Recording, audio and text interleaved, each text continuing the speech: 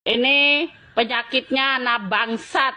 Kalau sudah sakit di rumah, kalau nggak sakit keliaran kayak ular, dasar bangsat.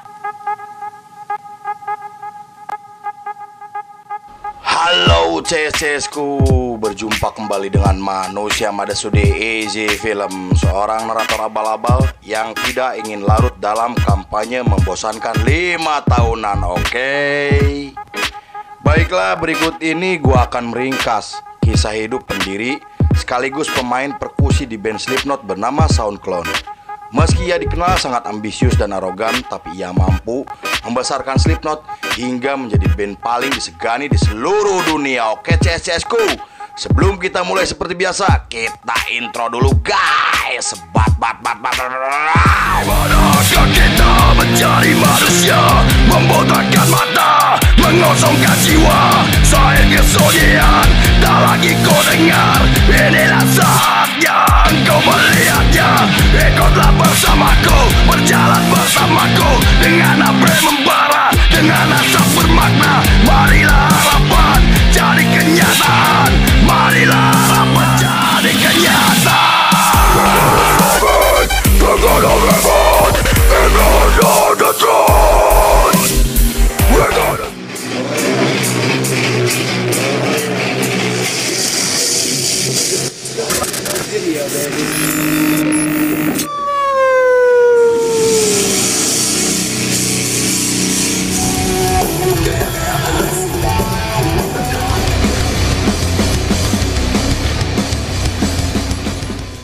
Scene dibuka oleh seorang pria bernama Michael Soundcrahan atau yang lebih dikenal sebagai SoundCloud.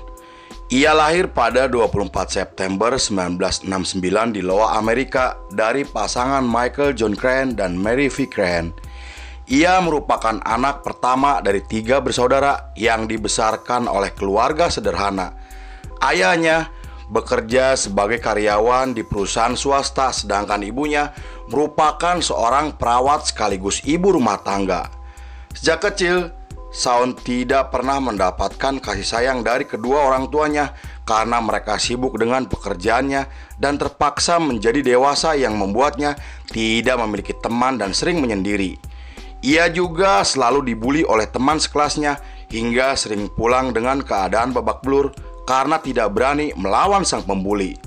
Namun 2 tahun kemudian, Sound menusuk pembuli yang membuatnya harus dikeluarkan dari sekolah. Meski begitu, ia tidak pernah menyesal, bahkan berencana akan membunuh sang pembuli karena masih dendam dengan perlakuannya. Beberapa tahun kemudian, ketika Sound masuk ke bangku SMA, ia bertemu dengan Paul Gray yang kemudian menjalin persahabatan. Ia mulai menyukai musik metal setelah mendengarkan lagu dari band seperti Anthrax, Exodus, dan Metallica. Bahkan, Sound masuk ke sekolah musik karena ia ingin menjadi drummer yang didukung oleh Paul Gray sahabatnya. Di periode tersebut, tepatnya di tahun 1992, Sound membentuk band cover dan merilis demo pertamanya. Lalu, menikahi teman SMA-nya yang saat itu sedang mengandung anak pertamanya.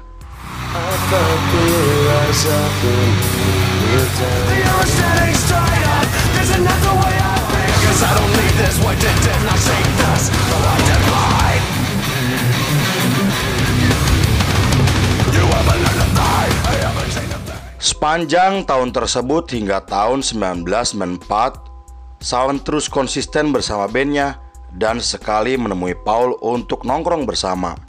Ia juga sempat menjadi drummer di band yang dibentuk oleh Paul Gray, tetapi band tersebut akhirnya bubar yang membuat Paul kembali membentuk band death metal.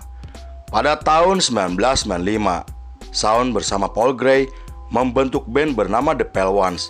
Mereka berdua kemudian merekrut teman-temannya dan melakukan sesi latihan dengan formasi Cole Sevigny pada vokal, Don Steele pada gitar, Paul Gray pada bass, dan Sound pada drum.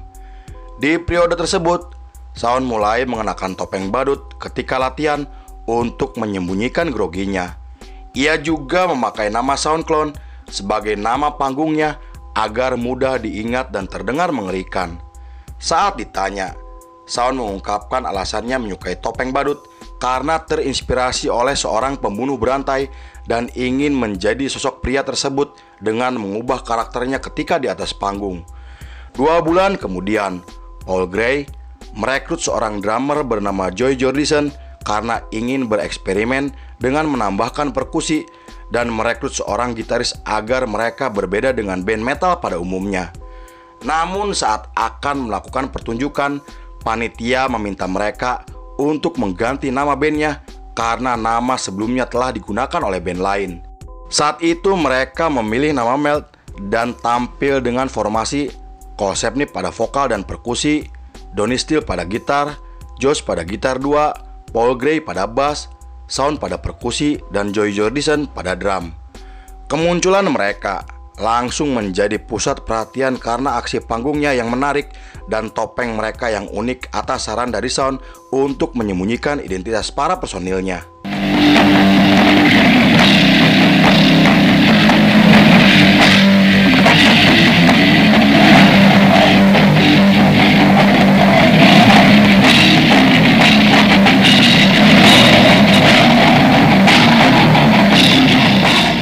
Beberapa bulan kemudian, ketika Shawn dan Paul Gray sedang menemani Joy Jordison yang saat itu bekerja di pom bensin, Joy menyarankan untuk memakai nama Slipknot agar terdengar keren dan memiliki daya tarik. Nama tersebut diambil dari judul lagu yang pernah direkam oleh Paul Gray di tahun 1992. Meski awalnya ragu, namun Shawn dan Paul akhirnya resmi menggunakan nama Slipknot sebagai nama bandnya dan mulai merekam lagu sendiri yang diproduksi menggunakan uang kolektif. Konon para personilnya hingga harus bekerja serabutan untuk membiayai demo yang akan segera mereka rilis. Pada tahun 1996, Donnie Steele memutuskan keluar dari band setelah membaca lirik yang penuh dengan kekerasan. Hal itu karena Donnie dikenal sangat religius dan fanatik terhadap agamanya. Posisinya sebagai gitaris kemudian digantikan oleh Greg Jones dan terlibat dalam rekaman album yang akan segera mereka rilis. Tetapi karena dianggap kurang menarik, Shawn kemudian merekrut Mick Thompson yang membuat Greg Jones beralih menjadi keyboardis. Lalu setelah melakukan proses yang panjang, demo pertama mereka akhirnya resmi dirilis dan berhasil sukses secara komersial hingga tampil di berbagai acara komunitas yang membuat nama mereka mulai dikenal di skena underground Amerika.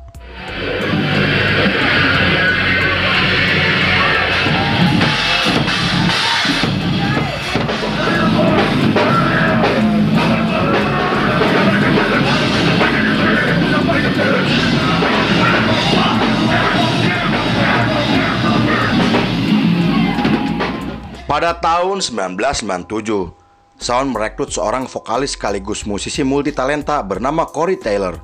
Setelah itu, Shawn meminta Cole Sapney untuk fokus sebagai pemain perkusi yang membuatnya kecewa dan memilih keluar dari band hingga posisinya sebagai perkusi digantikan oleh Greg Wells.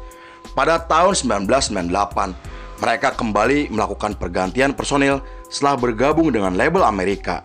Saat itu, Shawn merekrut Jim Root dan Sid Wilson yang membuat Slipknot memiliki 9 personil. Di periode tersebut, Shawn meminta semua personilnya menggunakan jumpsuit seragam dan mengenakan nomor sebagai identitas para personilnya. Ia juga meresmikan logo Slipknot untuk menggambarkan persatuan, kesetiaan, kenangan, dan persahabatan.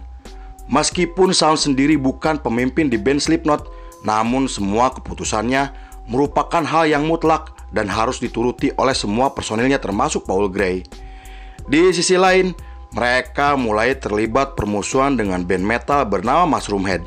Hal itu dipicu karena Slipknot dianggap telah mencuri ide Mushroomhead sebagai band metal bertopeng.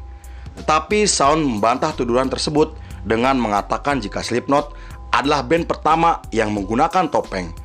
Permusuhan mereka menjadi semakin membesar setelah media Amerika memberitakan konflik mereka yang membuat para penggemar dari kedua band tersebut mulai saling hina hingga sampai terlibat perkelahian.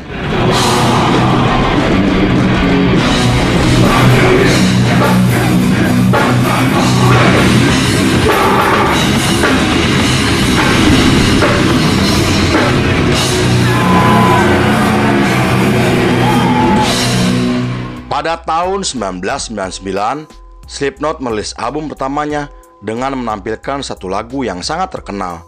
Mereka kemudian merilis video klip yang mendapatkan banyak pujian kritis dari para kritikus musik. Setelah itu Slipknot tampil di festival musik tahunan yang membuat nama mereka mulai dikenal secara internasional. Di sana, Corey meminta para penggemar Mushroomhead untuk keluar dari tempat acara dan memprovokasi penonton untuk memukuli para penggemar Mushroomhead. Tak hanya itu, Shawn juga menghina Mushroomhead ketika diwawancara yang membuat permusuhan mereka semakin membesar. Pada tahun 2001, setelah menggelar tur selama 1 tahun, Slipknot merilis album keduanya yang mendapatkan banyak penghargaan bergengsi sebagai album terlaris sepanjang masa. Selain itu, salah satu lagunya dijadikan sebagai soundtrack film yang sangat terkenal. Beberapa bulan kemudian, Corey terlibat pertengkaran dengan Chris, salah satu pemain perkusi, karena ia sering menghilang ketika Slipknot akan melakukan sesi latihan. Shawn dan Paul Gray kemudian menengahi masalah tersebut agar tidak berimbas kepada personil lainnya. Di sana, Shawn juga mengingatkan kepada Chris agar tidak berbuat macam-macam jika tidak ingin dikeluarkan dari band. Namun pernyataan tersebut membuat Chris tersinggung hingga Paul Gray yang dikenal tidak banyak bicara langsung membentak para personilnya dengan mengatakan jika para personilnya tidak bersikap profesional, ia akan membubarkan Slipknot.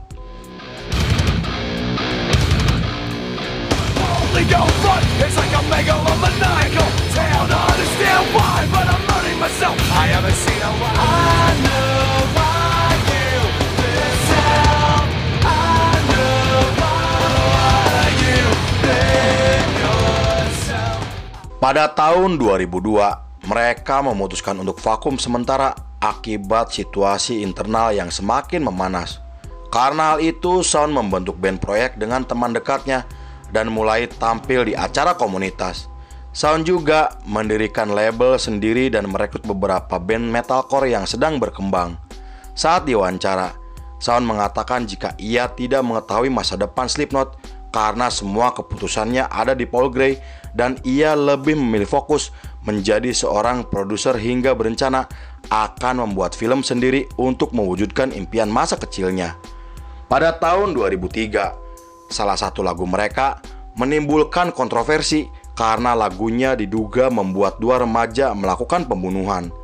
Shawn lalu membantah tuduhan tersebut dengan mengatakan jika ia menciptakan lagu bukan untuk mempromosikan pembunuhan dan menegaskan jika Slipknot tidak ada kaitannya dengan pembunuhan tersebut. Di tahun berikutnya, tepatnya di tahun 2004, Slipknot akhirnya bersatu kembali untuk menggelar tur dunia. Mereka lalu merilis album ketiganya dan salah satu lagunya memenangkan penghargaan bergengsi sebagai lagu metal terbaik.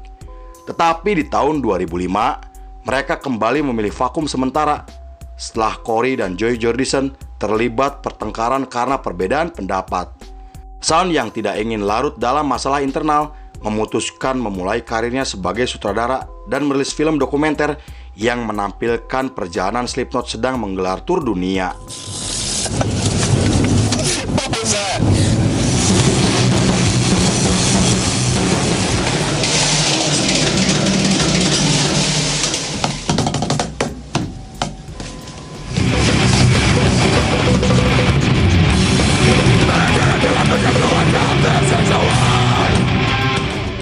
Pada tahun 2007, Shawn bergabung dengan band rock alternatif sebagai drummer dan menggelar tur Amerika selama 2 bulan.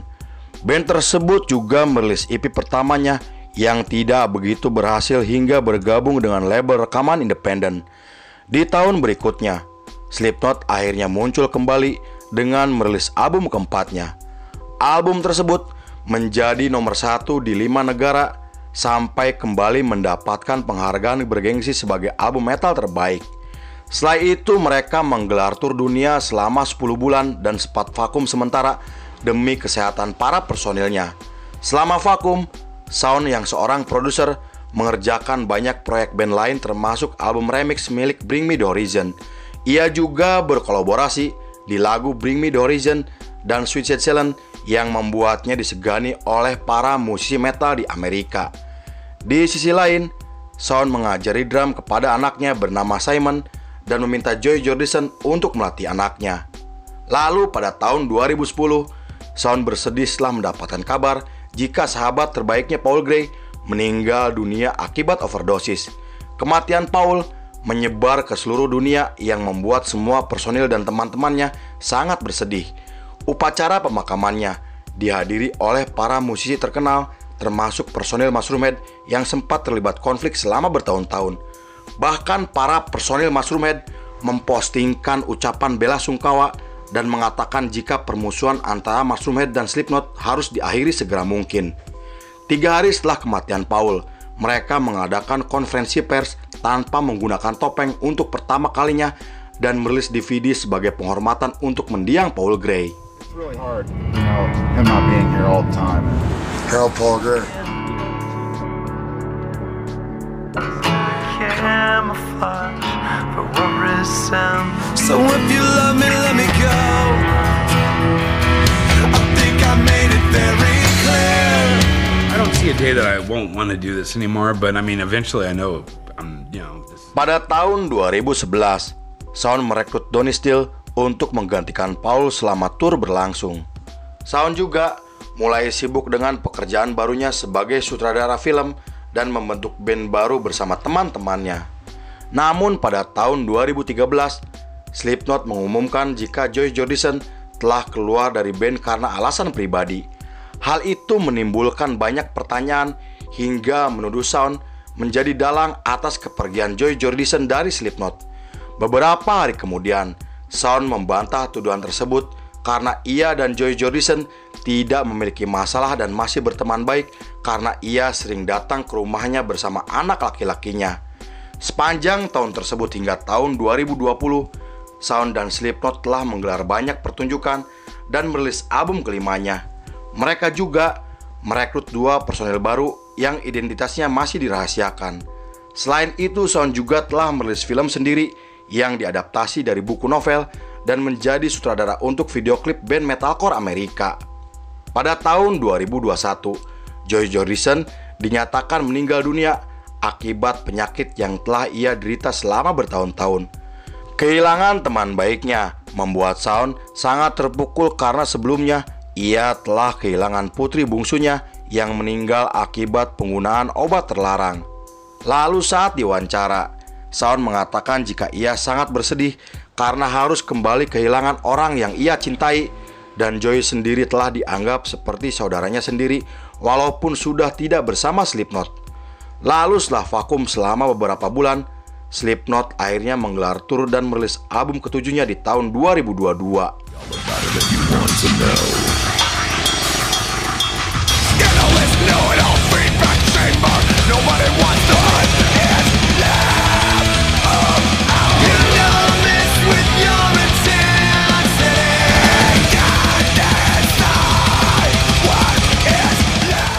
Pada tahun 2023, mereka datang ke Indonesia untuk tampil di salah satu festival musik terbesar di Asia Tenggara bernama Emersonic.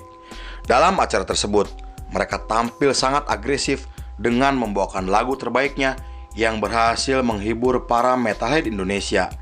Tetapi setelah itu, Slipknot memposting di media sosialnya jika Jay sang drummer telah keluar dari band. Kabar tersebut langsung menyebar ke seluruh dunia hingga menimbulkan rumor jika Shawn merupakan dalang atas pemecatan Jay dari Slipknot. Bahkan ada yang menduga jika pemecatan sang drummer karena Shawn ingin menjadikan anaknya sebagai drummer tetap di Slipknot. Namun sampai saat ini, Slipknot belum mengungkapkan alasan terkait pemecatan Jay dan belum mengumumkan identitas drummer barunya. Di sisi lain, Shawn dikenal sebagai pendiri Slipknot yang sangat ambisius dan topeng badutnya telah menjadi ikon di Slipknot. Walaupun Shawn sendiri telah kehilangan 2 sahabat terbaiknya, tetapi ia masih terus konsisten berkarya bersama Slipknot yang telah membesarkan namanya ke seluruh dunia. Lalu film pun selesai.